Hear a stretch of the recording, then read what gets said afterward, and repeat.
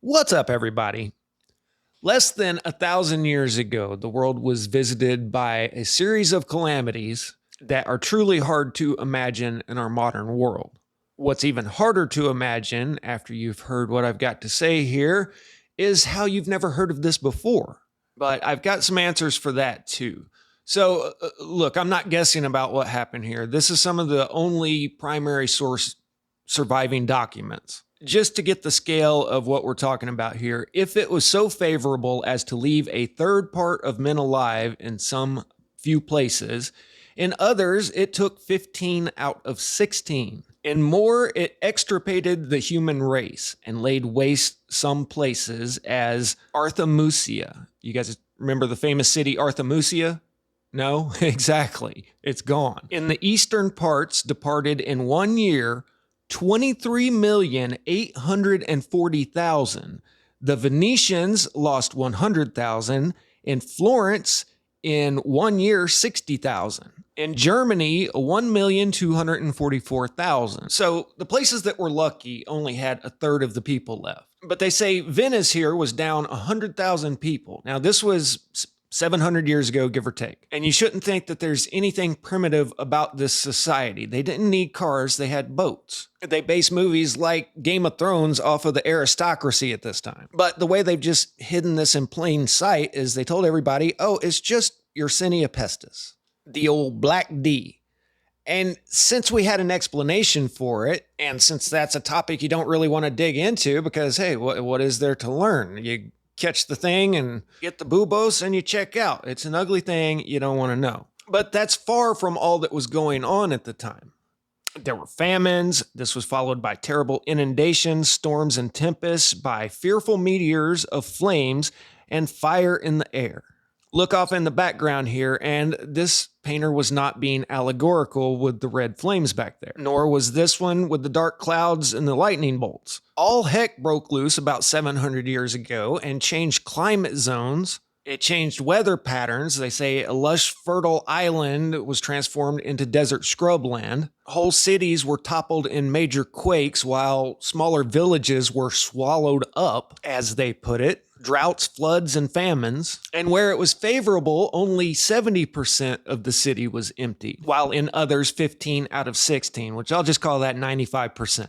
All this happened about 700 years ago, and we just sum it up with 3 words: the Black D. And the crazy thing is you may have heard it's carried by fleas and rats. Well, that's because it's so hard to spread that you actually have to have an animal bite you or something inject it into your bloodstream. I've looked deeply into this subject, and it is rarely spread person to person, especially through airborne. You have to be playing with fluids in some weird way. Yet this somehow ravaged the land, 70 to 95%. And you know what that means? Now there's a huge power vacuum. You have to get everything back going again. You have to re-establish supply lines. You have to have dock workers to unload the boats. You have to re-establish all the things that make a city. And most importantly, you have to get the people back in the good graces of the Lord, because only God could espouse such vengeance upon the land. So let me show you the history that should have been taught to you if they wanted you to actually understand history. And then we'll get into the first-hand accounts of what actually happened. So around 700 years ago, we can get into dating specifics at another time. We went into an earth change cycle that literally set the world back 1,000 years. Forget the Library of Alexandria. It came on really strong, devastating nations, and then tapered off into the Little Ice Age. The power vacuum that was created was filled by the Catholic Church. Everybody's heard of the Inquisition, right? Where if you got caught with the wrong book, well, you'd get torched. One of the powerful families that decided how history would be remembered was the Medicis. They were major contributors to the Italian Renaissance, but they also financed philosophers and scholars like at the Platonic Academy. And just like today, the right ideas get funded. So the Renaissance was the rebirth of history as they see it. And the way they saw it, we don't need to talk about all that stuff that just happened. Once the seas calmed down and they could gather enough men to man the boats, they started the age of exploration, which was really the age of rediscovery. They already knew what the world looked like. They just didn't know how many people survived. And these two events could have been closer together in time than I'm presenting. I'm just keeping this simple and using the dates given. But they pretty much had a lock on Europe up until the Protestant Reformation, 1500s, which is another one of the biggest undernamed events because this is where the Pope and his mercenaries separated close to 20 million people from their previous beliefs and their heads. They didn't take kindly to opposing points of view. If you've ever wondered what secrets lay buried in the basement of this place, I would say what happened in the 1300s is among them. Because there only seems to be 2 or 3 surviving accounts of one of the most important events in human history. And this is one of them. A general chronological history of the air, seasons, weather, meteors, etc. in sundry places and different times. Written by Thomas Short in 1749 when they didn't have publishers and catchy, neat titles. Now, this is a compilation of all of these different chronicles, and to me it seems like they took events that hit a specific region and spread it out over 800 years, so it didn't seem as bad. I'll try to show some examples of that, but even at face value, with the dates given, it's a huge ordeal we're talking about. So the Black D was in 1348, but we're going to start right around 1300. You can see that there was a shift heading into the Little Ice Age. There was a great and general mortality among the Greys, as I say. A great battle was fought between the English and Scots, wherein the last were routed. During the battle, the sun appeared as red as blood. November 30th at Riot, central Italy, in the neighborhood, an earthquake threw down many buildings. It lasted at times several days.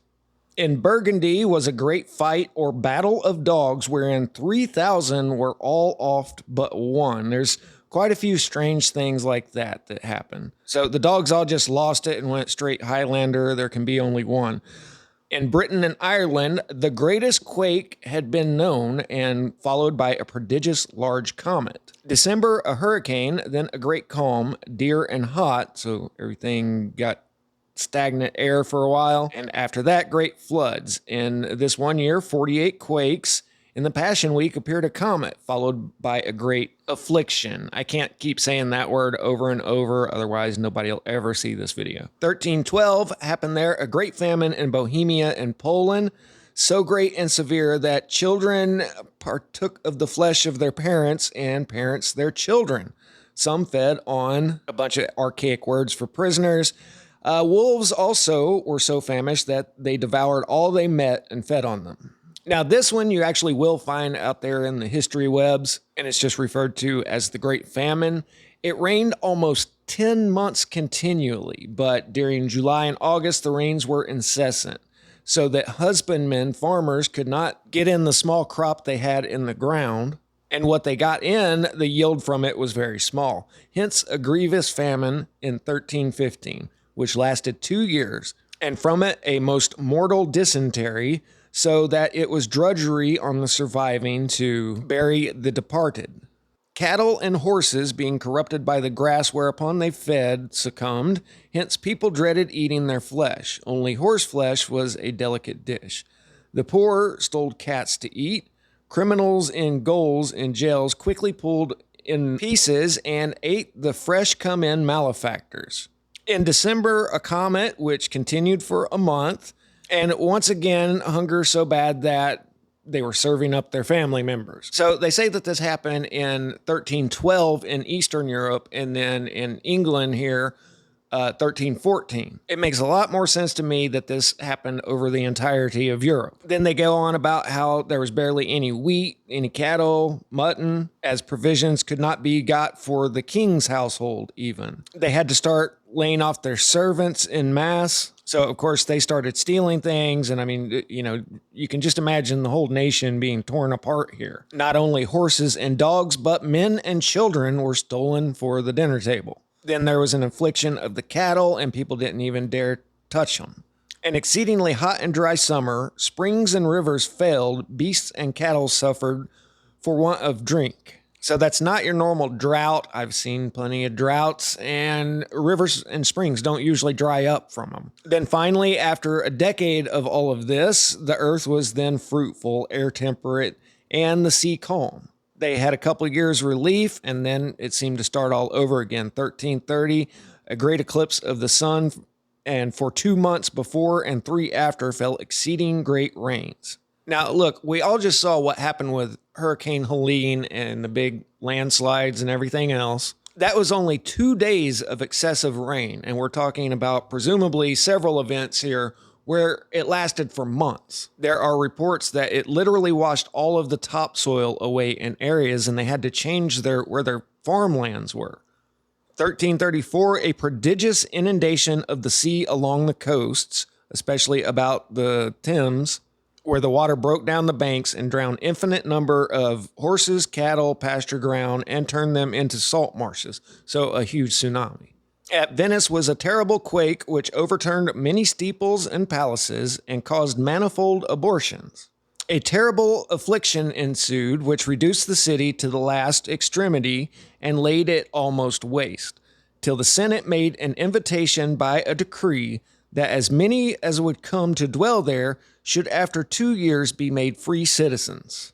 Now, at the beginning, I read an account that said that they lost 100,000 in Venice. But if you look this up, it says that isn't even possible because the entire city population didn't reach that number. Well, evidently it did. And it was empty to the point where they just had to start giving away houses because what are you going to do with an empty city? So that changed the entire cultural genetic makeup of the city as well. 1337, a severe frosty winter without snow, wheat very dear. There was one comet for 4 months, followed by one for 2 months. At Nuremberg, the affliction quickly cut off many thousands. 38, a very rainy harvest, and again a frost lasting from December until March. Then in March, in the middle of the night, was a great flood, which broke down and carried 6 perches of the wall of Newcastle. Here are the ruins of that wall, but what they say happened was right around the exact same time, 1342, the Scots invaded, laid siege without success, and then another attempt in 1388. But then to lessening of tensions between the two, it was just allowed to deteriorate. So who do you think is telling the truth here? This old book from 1749 before academia had codified history, or wiki? All of that was just the opening act, because now we're getting to the main event, 1348. You know it's getting real when it starts raining toads. We are now come to the third general affliction after our Savior, which certainly was the greatest, most universal, and mortal, Noah's flood excepted, that ever ravaged this globe. It never had a parallel before nor since, and we may observe that we have a more particular history of it than of any that preceded it. For it visited every inhabited corner of the earth, so every nation or people that understood letters kept records of it. So this was the most horrific event in known history, aside from Noah's flood, and everyone that was capable of writing this down did. But we only have 2 or 3 surviving sources on this. This and a book by Dr. J.F.C. Hecker in the 1800s. So once again, if you've ever wondered what secrets lie hidden in the archives in the basement here, I'm sure that there are volumes written by every country that has been subsequently conquered in the name of God, of course. As it was the most universal and mortal, so it was most remarkable for the previous warnings given of its coming, for it surprised not an unwarned world. Mankind had sufficient notice of its approach from all the elements, as well as from the specialty of its rife. So there was just bad omen after bad omen. Now check this out. It was observable that though it was so general, yet neither emperor, king, prince, lord, governor, nor any prime magistrate of any nation perished of it. So that's pretty crazy that all the highborn got out of this unscathed, it seems. Perhaps they knew better than to drink from the wells, but that's for another time. But as the clergy seemed to be the principal procurers of it by their licentiousness, so they and the herd of the vulgar, deluded and drawn into practical atheism by their example, were the greatest sufferers. So you remember at the beginning how I said that you have to have a flea bite you or something so that it gets into your bloodstream to transmit this. The truth is actually the exact opposite of everything you've been told about this. It is actually hard to transmit this person to person, definitely not airborne. But if you put 2 and 2 together here, it sounds like this was an STD. The clergy all throughout the Middle Ages were extreme freaks. This is well known, and I'll have to do a video about their proclivities at some time. But now you know why the clergy may want this information locked away down in the basement, because how does that look if the regents of God himself on earth were the ones most afflicted by this because of their freak-offs? This scourge was foretold in the year 1316 or 17 by one Robert, a Jacobine friar, that God would avenge the simony, sloth, luxury, lust, and covetousness of the clergy. And it as remarkably came to pass, for of the preaching brethren in Avignon, 358, Montpellier, out of 140 only 7 remained. 7 were left of 140 at Marseille, and of the English hermits not one survived. Of this affliction passed 12,444,334 barefooted monks. I don't think it's their feet that needed to be wrapped up, if you know what I'm saying. A conjunction and an eclipse happening in 1345, judicial astrologers pretended to foretell some mighty and fatal events to follow, but it's easy predicting what we know is already begun. Each country had its own shocking premonitors. In Ireland in 42, at Dublin, we're seeing 2 moons at once. Yeah, that might get your attention, and they know what comets and meteors are. They mention them all through this book, but they're saying that there were 2 moons. In England, the year it came hither, 1347, it rained from Christmas till midsummer without one fair day, hence great floods. So once again, just incessant rains. And I don't know if this just happened every decade or so, or if it's all just getting thrown in the same bag. In France, besides the rains, in August was seen a terrible comet called Negra, the Black Comet. And that's one we'll definitely talk about on down the line. In December, appeared over Avignon for the space of an hour a pillar of fire, the sun being up. So it wasn't the sun. There was a pillar of fire over the cathedral in Avignon. There were many great earthquakes, tempests, thunder and lightning. Several towns, villages, mountains, and thousands of people were swallowed up. Mountains swallowed up. Just think about that one for a second. The courses of rivers were stopped. Some chasms in the earth sent forth blood, as at Villach in Austria. Terrible showers of hail, each stone weighing from 1 to 8 pounds. Abortions in all the countries. Once again, something about this affected women in their pregnancies. In Germany, it rained blood. In France, blood gushed out of the graves and stained the rivers crimson. Comets, meteors, fire beams, corruptions of the air, mock suns, the heavens on fire. In Lamech in Upper Asia, it rained blood for 3 days together. But a particular detail of the general and particular premonitors of this judgment and the particular sufferings of the clergy by it were too great a subject for one whole volume. So they couldn't even fit all of this stuff into one book. But now there are only 2 surviving accounts of this ever happening. And we're really just starting to scratch the surface of it. But you get a good idea of what's going on here. So does this sound like a little Yersinia pestis? Some little flea bites? No. This is the greatest cataclysm to ever hit the earth.